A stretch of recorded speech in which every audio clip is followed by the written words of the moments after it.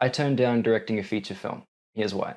Firstly, before I get into too much of the story, don't expect anything overly dramatic. The entire process was purely positive, professional, and friendly, so don't expect me to spill any negative tea. Also, I did sign an NDA, so I'm not going to be sharing any specifics as far as the story of the film, the people involved, but yeah, let's jump into it. So I guess this story starts with another film, actually. Last year I made a little short film. It's called Strangelove. It's actually up on YouTube at the moment. Link in the description, shameless plug. I thought I may as well just share it around on Facebook, not really expecting much of a result from it. But then a little while later, I got a random message request. So yeah, they basically reached out about a feature film that they were working on, and they were excited to maybe chat with me about the idea of me possibly directing it. Said, hey, I saw that short film. I like your, directing style and all that. And from what they were saying, they really seemed like a creative who cared a lot about making stuff that matters, which is definitely in alignment with the kind of filmmaker and I guess person that I want to be. And this person was someone who'd had actually a lot of experience on set on, I guess what you'd call proper Hollywood films, which was super exciting that someone like that at that experience level would come to someone like me who made a short film with 2 actors and a crew of like 6 people and went,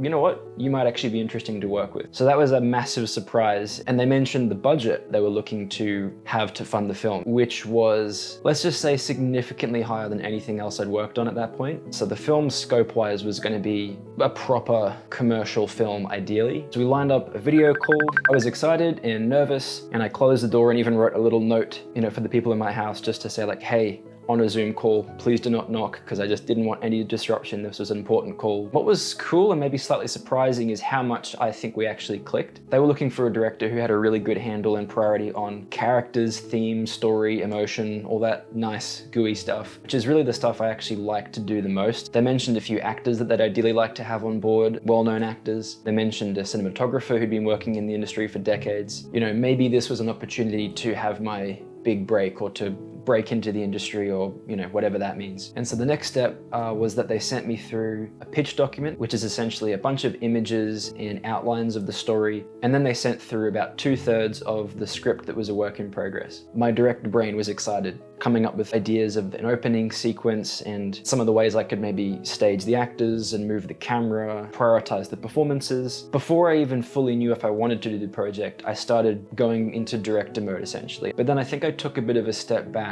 and sort of had to ask myself, do I want to do this because it's a big project with potentially famous actors and a great crew? Was it that was exciting me? Or was it the story itself that was exciting me? I think I started to realize that maybe I wasn't the right fit for the film. And as much as this producer and I were sort of on the same page as far as process, I'm not sure if the product itself was something that at this point in time I felt like I have to make this. I think that's the level of passion and commitment you need. Otherwise, the 2 to 3 years of pre-production, shooting, editing, promoting the film, all that, you've got to really care about the material to that extent.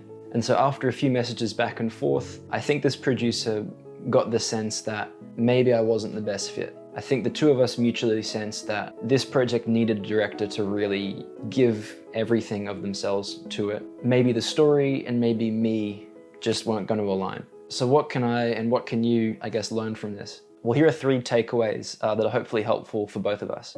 Number 1, story. More than cool shots or great actors or anything, if the story doesn't feel essential for you to tell or personal, then why do it, I guess? To me, it's about kind of picking and choosing and curating what legacy do I want to have? What kind of stories do I want to tell? And so as much as sometimes it's hard to say no to things that look really interesting, is my heart fully in this?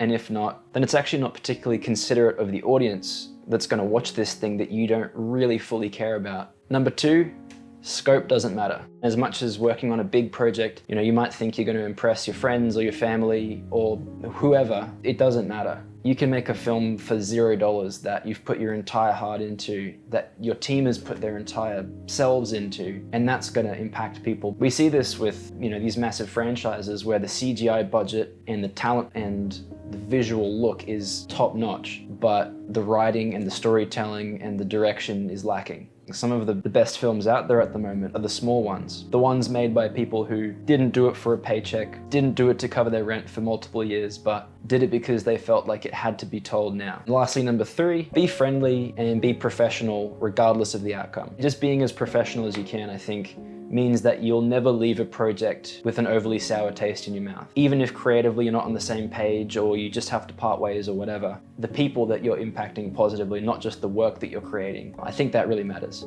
If you like this video, please like, comment, subscribe, all that good stuff. And if you'd like to see more stuff like this, me sharing stories or lessons that I've learnt as a filmmaker, as a musician, as a person, let me know in the comments as well. But I think YouTube is somewhere that I could maybe do some more stuff in. But for now, I'll catch you later.